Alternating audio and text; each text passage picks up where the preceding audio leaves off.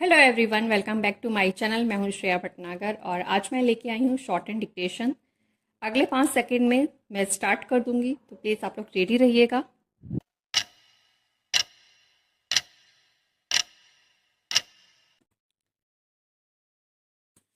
आज का टॉपिक है इतना हंगामा क्यों। गंभीर आपराधिक आरोपों में गिरफ्तार या हिरासत में लिए जाने पर प्रधानमंत्री, केंद्रीय मंत्रियों और केंद्र शासित प्रदेशों के मुख्यमंत्री या मंत्रियों को पद से हटाने के प्राविधान वाले विधेयकों पर लोकसभा में विपक्ष का जरूरत से ज्यादा हंगामा समझ नहीं आया।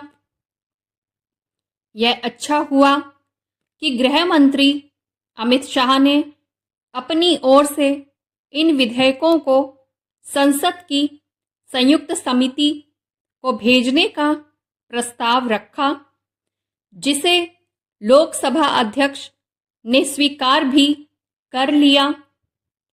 कम से कम अब तो विपक्ष को विरोध के सुर थामकर इस पर विचार करना चाहिए कि आखिर ऐसी कोई व्यवस्था क्यों नहीं बननी चाहिए जिससे उच्च पदों पर बैठे लोगों की गंभीर मामलों में गिरफ्तारी अथवा उन्हें हिरासत में लिए जाने पर उनके लिए पद छोड़ना आवश्यक हो जाए।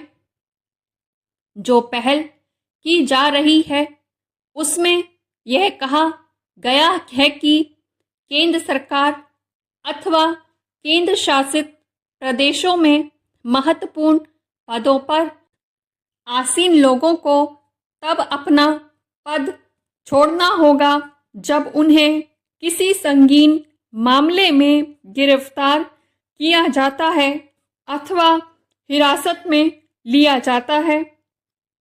यह रियायत दी गई है कि ऐसी स्थिति में इन व्यक्तियों को 30 दिनों के अंदर इस्तीफा देना होगा। इस समय सीमा के अंदर इस्तीफा न देने पर उन्हें स्वतः पद मुक्त माना जाएगा। आखिर ऐसी किसी व्यवस्था में समस्या क्या है?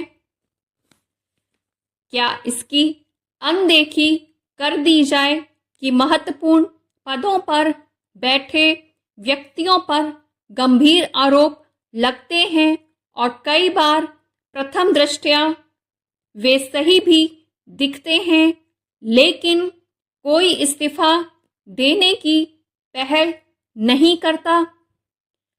एक समय ऐसा ही होता था।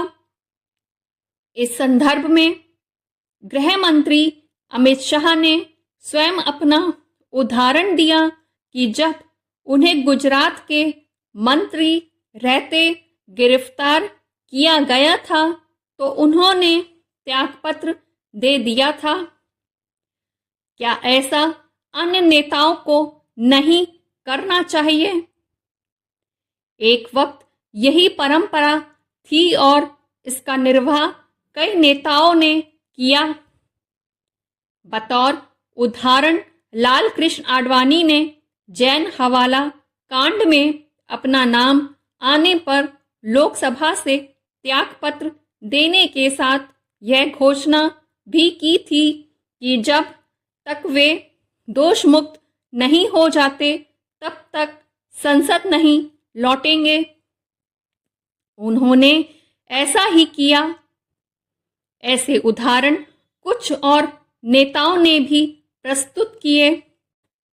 अब स्थिति यह है कि नेतागण गंभीर मामलों में गिरफ्तार होने और जेल जाने पर भी इस्तीफा देने की जरूरत नहीं समझते।